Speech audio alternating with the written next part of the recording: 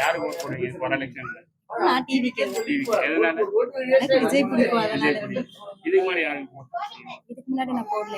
First time போட்டிருக்கேன். அப்போ வந்து அதிமுகவுக்கு போட்டோம். இப்போ வந்து டிவி. நீங்க உங்க ஓட்டு யாருக்கு? என்னுடைய ஓட்டு மாற்றத்துக்காக தான், டிவிக்கு. எதனால?